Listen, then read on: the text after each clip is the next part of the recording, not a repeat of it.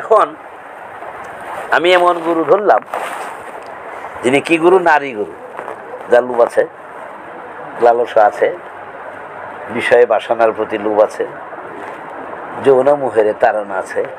এই কারণগুলো তার ভিতরে, এই মানবীয় চরিত্রে অমন গুরু।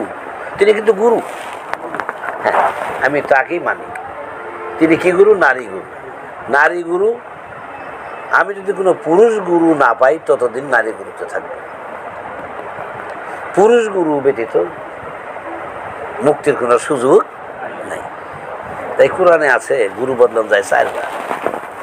সূরা নেশায় সুলতান প্রিন্সিপালের নিয়ে বাবা বলছিলেন, গুরু ছিল, তারপরে আমার ধরছে না জামু জামু জামু করে কইলো, তোর বাবা এটা কয়ে দিল, নিল। এখন যে গুরু টাকা পয়সা নেবেন, যিনি সুযোগ সন্ধানী খুঁজবেন, যিনি নারী মোহের সাথে নিজেকে সংযুক্ত রাখবেন, এই যে এই বিষয় হেন ten ten ten ten ten ten, ওরকম গুরু যদি আমরা থাকি, আমি গুরু যদি ঠিকই আছে, আমি উপায় নাই, পাই নাই, তাই আমি দিচ্ছি। মানে কি গুরু? লা মানে না, ইলা মানে উপাস্য, হা মানে নারী, ইলা এবং হায়ের উপরে কি মত? আজীবন নারী উপাস্য নয়। ইল্লাল্লাহু, একজন পুরুষ গুরু যিনি, তিনি আল্লাহ, ওই পুরুষ আল্লাহ ব্যতীত। কেন বুঝছেন? এখন কারবার হলো, এর হলো কলেমার মূল বেস, লা ইলাহা ইল্লাল্লাহ হু, নাই কোনো উপাস্য, নারী উপাস্য, পুরুষ আল্লাহ ব্যতীত। এটা হলো, এই জন্য এই কলেমার অংশটুকু, আদম যখন পুরুষ সত্তা প্রাপ্ত হয়ে গেলেন, তখন তারপরে কি হলো? লা ইলাহা ইল্লাল্লাহু, আদম সফিউল্লাহ, পুরুষ হয়ে গেছে যে, তাই তার নামের সাথে ওই পুরুষ হওয়ার ফলে ওই যে পুরুষ হয়েছে তার নাম অনুযুক্ত করে, যেমন লা ইলাহা ইল্লাল্লাহু মুসা কালিমুল্লাহ, তাহলে মুসা পুরুষ হয়ে গেছিল।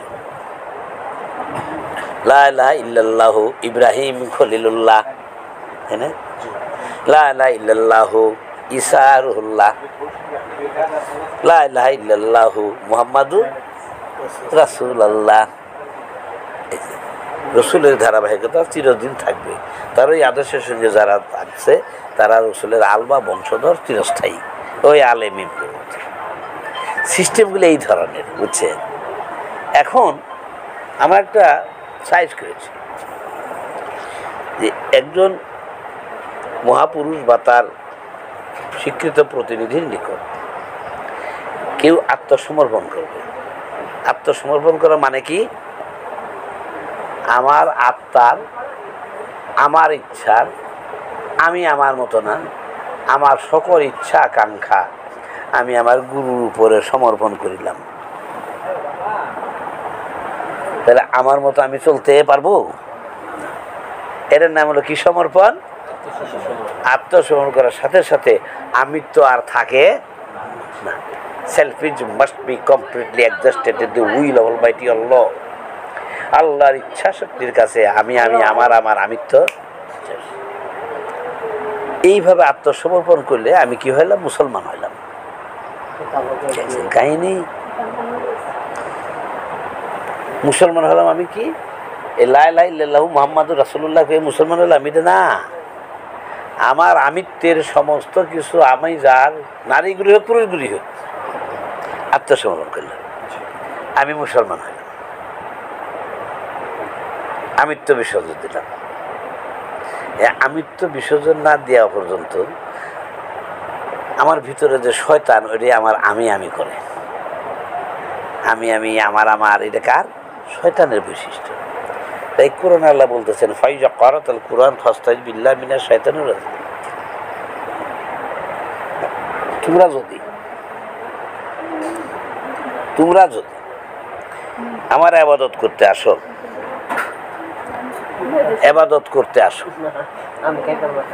কোরআন পাঠ করতে আসো, তাহলে তোমাদের ভিতরে মনের মধ্যে যে শয়তানের অংশ আছে, ওরে সরাই রাখে তারপরে আসো ভাইয়া করা তার কোরআন। যদি তুমি কোরআন পাঠ করতে চাও ফাস্তাইজ বিল্লাহ সরে আসো, মিনা মানে হইতে শয়তানুর রাজিম, প্রস্তারা তো শয়তান যে তোমার মধ্যে আছে, ওদের সরাই দিয়ে পরে আসো এবাদতে। চিন্তা করছেন? মানুষ নামক প্রাণীর মন বলে যেটা, মাইন্ড, সোল, সেলফ, লাইফ, নফস আরবিতে বলে, যেটা উপাদান দিয়ে তৈরি করা। এটা বাবা আমাকে আমাদের বাসায় তার বই খাতা কলম নিয়ে নিয়ে সুন্দর যুক্ত করে দিয়েছিল। এটা হলো নূরে মোহাম্মদী, ওই যে স্বর্গীয় চরিত্র, আর একটা হলো আপনার শয়তান। নূরে মোহাম্মদীও আছে মানুষের মনে, আবার শয়তানও আছে। তাহলে হিউম্যান মাইন্ড বা নফস is composed with two metals, one is Nure Mohammad and the other is devil. একটা হলো নূরে মোহাম্মদী আর একটা হলো শয়তান, দুটো দিয়ে। এই জন্য মন মাঝে মাঝে এত সুন্দর ভালো বুঝে নিরপেক্ষ বুঝে শয়তানের কার্যক্রম ওই জায়গায় ফেল, তার মানে তার ভিতরে কেরা জাগিয়ে উঠছে নূরে। আবার মাঝে মাঝে নূরে মানুষ চিন্তা নাই যা লাভ পাইছে ঠিক পাইছে ওইটাই। তাহলে কেরা আমার তারা দিয়ে করলো, তাহলে আমাকে দুটো ফাইন্ড আউট করতে হবে। ফাইন্ড আউট করে কোরআনে কইতেছে তোমার মনে যে শয়তানের অংশ আছে ফাইজা করো, তাহলে কোরআন ফাস্তাইজ বিল্লাহ সরে আসো, মিন আর শয়তান রাজিম, তোমার মনে শয়তান আছে ওই শয়তান আসো। যেখানে শয়তান পাবেন ওখানে কোরআনে রাজিম কথাটা আছে। রাজিম মানে পাথর দিয়ে আঘাত করা। এই জন্য হাজির সাহেবেরা যায় কি দিয়ে ঢেলাই দিয়া হ্যাঁ পাথর। অন্য কি শয়তান দেখছেন, তিনটা খুঁড়ি চেয়েছে, এরা বড় খুঁড়ি, আড্ডা মাঝিরা খুঁড়ি, আড্ডা ছোট খুঁড়ি ঢেলাই। ওরা সার্থক। মানুষের মধ্যে অন্তরে শয়তান এই বুঝ মানুষকে আড়াল করতে সক্ষম হয়ে গেছে, তাই না? ওরা সার্থক। কিন্তু আমরা